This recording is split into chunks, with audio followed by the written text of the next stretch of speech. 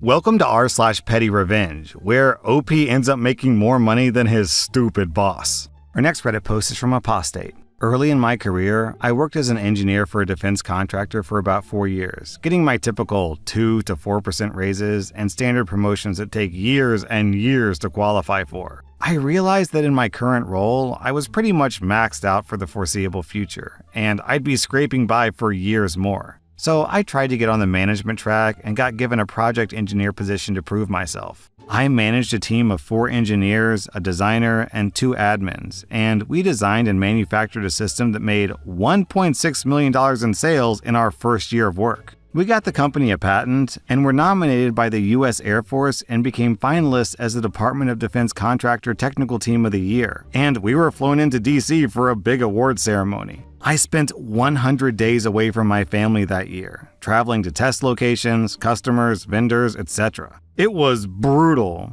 but we were wildly successful. When annual performance reviews came in, mine was 10 out of 10. I was thrilled. Then I found out one of my team members, who had a different manager, was promoted early to a senior position and that I didn't. And I just got offered the standard 3% raise again. I was livid. I had a meeting with my boss, and his response was that he didn't think my team member deserved a promotion or a big raise, but he wasn't their boss, so basically I should try real hard again and we'll see next year. F that! I basically quiet quit and just barely worked my 40 hours and went home. I never traveled unless I really wanted to. I never stayed late. I took almost every Friday off to burn through my leave.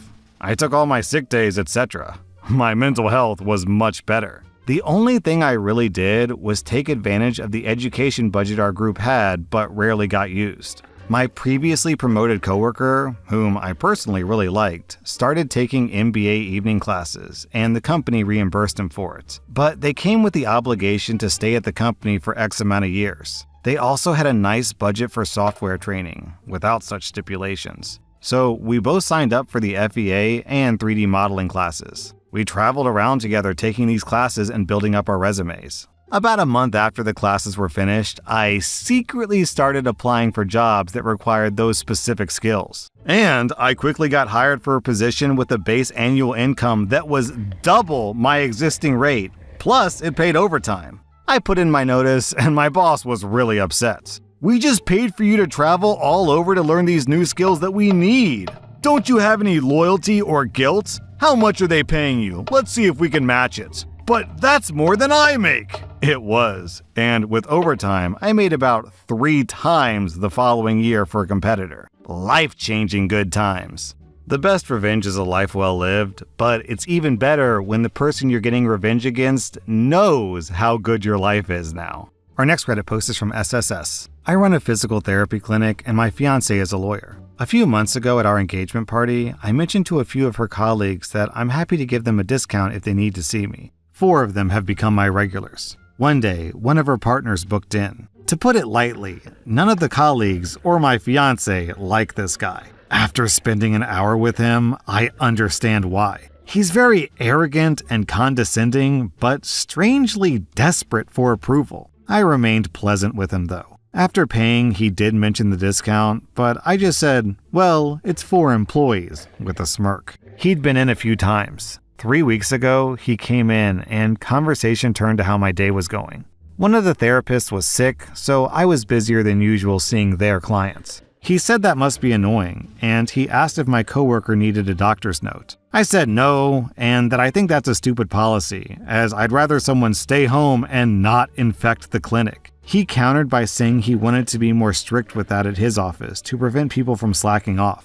I ended up getting a rotten cold and eventually gave it to my fiance. It hit her hard, and she ended up working from home Friday. She deteriorated over the weekend and took Monday off. Her boss emailed her this morning saying she would need a doctor's note. That's the first time that's been enforced. Coincidentally, he had a 2 o'clock appointment with me today. So I booked my fiance in with her doctor at 2 and let him know that I have to cancel his appointment because I have to drive her to the doctor.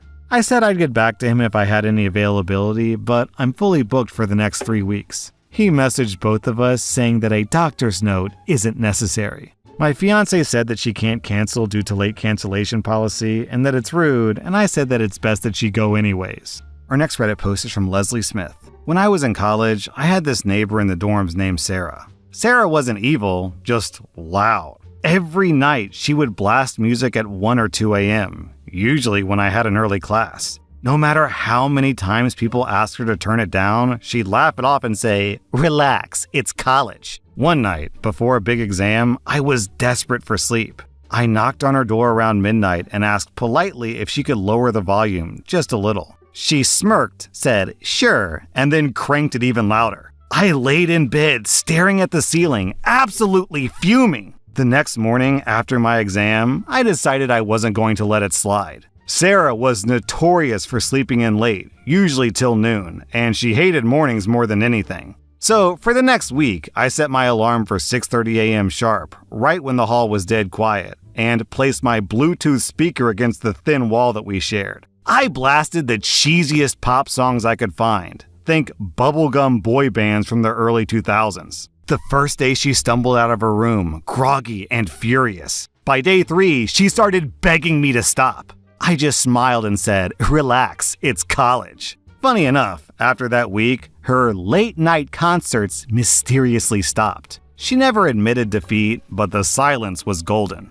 Our next Reddit post is from Wings of Pastrami. There's a coffee shop I go to every morning before work. Small place, usually has a line of 5 to 6 people. There's this one guy who would show up, see the line, and then pretend to just remember he needed to ask the barista a question. He'd walk up to the counter, ask something stupid like what size the medium is, and then conveniently just order while he was already up there. He did this at least 4 times that I witnessed. Nobody ever called him out because, confrontation before coffee isn't worth it. So I started playing the same game. Whenever I'd see him walk in and start heading towards the counter with his "I have a question" routine, I'd quickly step out of line and beat him to it. Then I'd ask the most annoying, time-consuming questions possible. What's the difference between a latte and a cappuccino again? Do you have oat milk? What about almond? Soy? Which one froths better? Can you explain your whole pastry selection? And then I'd say, "Oh, actually, let me get back in line and think about it," and go back to my spot. He'd be stuck standing there looking like an idiot. After about a week of this, he started just waiting in line like a normal person. Problem solved. Haven't seen him try to cut since. Our next Reddit post is from No Routine. I rented a small event space for a surprise party. The place looked nice online, had a decent price, and the host seemed polite enough. Until after the event. Out of nowhere, she hits me with a $1,200 deep cleaning bill. She said that we left the place unusable, which was wild because we barely used the kitchen and left it cleaner than we found it. I asked for proof. She sent blurry photos of trash, which wasn't even our trash. I appealed through the booking platform. Denied. She was clearly running a side hustle, scam a few hundred off of each booking and hope no one fights too hard. So I did my own cleaning. I found her business on every platform I could. Yelp, Google, Facebook, the event site, and I left detailed, calm, 1-star reviews with photos from our event showing how spotless the place was when we left. Turns out, I wasn't the only one. My reviews picked up traction. Others came forward with the same scam. Within weeks, her rating dropped from 4.8 to 2.9. Last I checked, she's offering 50% off all bookings. Guess someone's trying to clean up her reputation.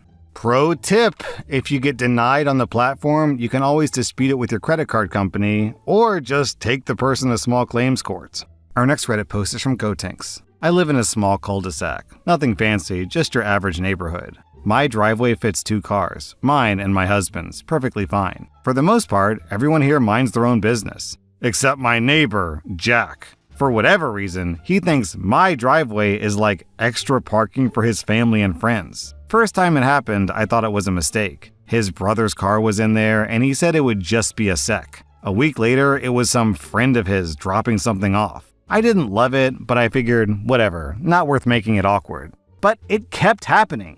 I'd come home from work, and there's a random car blocking me. One night, I literally had to park halfway down the street and carry 5 bags of groceries because his buddy's truck was in my spot. Every time I said something, he'd do that half smile and go, "Oh, yeah, sorry, they'll be gone soon." Like I'm the one being difficult. The final straw. I got home late Friday night after a 12-hour shift. Still in scrubs, starving, with takeout that's already cold in the passenger seat. And boom, giant white SUV just parked dead center in my driveway. Not even off to the side, like full on blocking me from even pulling in. I knock, no answer. I call Jack. He finally picks up and super casual goes, "Oh yeah, that's my in-laws. They'll only be there a couple of hours. Just park on the street, it's not a big deal." That was it for me. I called a tow truck. The tow guy showed up in 20 minutes. The SUV was gone before I even finished half my fries.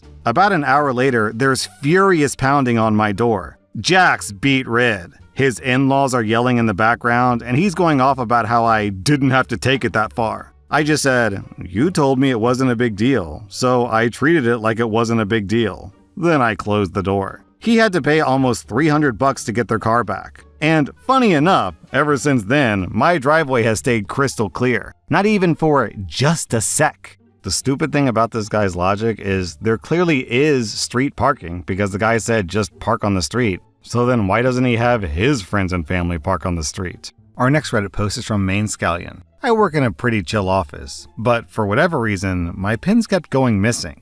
Not like all my pins, just mine, the ones I actually liked using. I kinda had a feeling who it was, but I didn't want to cause drama. Then, one day, I saw the culprit using my purple gel pen during a meeting. I said something like, "Hey, I think that's mine," and she just laughed and went, "Oops, lol, didn't even notice." So I ordered some cheap refillable pens and swapped the ink for glitter gel. They looked normal when you wrote with them, but they dried all sparkly and ridiculous. Next meeting, she's writing away and someone goes, "Why does your notebook look like a birthday card?" And she just stared at it like it betrayed her soul. My pens haven't gone missing since. No apology or anything, just awkward silence. Honestly, I'll take it. Down in the comments, For Lenosa has a clever life hack. This is why yellow caps on black Sharpies is my go-to. Our next Reddit post is from Ilex Rural Magic. I'm relatively new at my job, and it's not the most organized place. There's a full kitchen that has a refrigerator and even an oven. There are no rules about the food in the fridge. Some is there to share and some is private. I just stick to what I've brought and I keep it in a small lunch bag to keep it from being confused with a shareable. Another thing is, this is in rural North Carolina and I'm originally from New York. So apparently, there's been a rash of food thefts. No one spoke about them, at least with me, and it seems that everyone was prepared to suffer in silence. So yesterday, I brought my lunch in and it was leftover chori polo, and it was spicy. I've learned that in this area, people like things much sweeter and much less spicy than I'm used to. So when I entered the break room for my lunch, a bunch of people were standing around, and one of the guys, Brent, was getting his blood pressure taken by the HR lady. I was concerned and came over, and he immediately started yelling at me, telling me I tried to poison him. I was so confused, but after a whole back and forth, I realized that Brent had stolen and attempted to eat my lunch and was claiming that I put an inedible amount of spices on it. I had to explain that I like spicy food. I didn't expect him to take my lunch, and now that I'm looking back at it, I'm shocked he knew that it was mine. Like, it's in a small floral lunch bag, but I didn't put my name on it. So that's how everyone now knows that Brent is 1, a food thief, and 2, can't handle his spice. This is especially amusing to people because Brent is an older man over 6 feet and prides himself on being macho. And I'm a 5'0" woman and the least intimidating person ever. That was r/petty revenge, and if you like this content, check out my podcast where I publish the exact same episodes. Also, hit that subscribe button because I put out new Reddit videos every single day.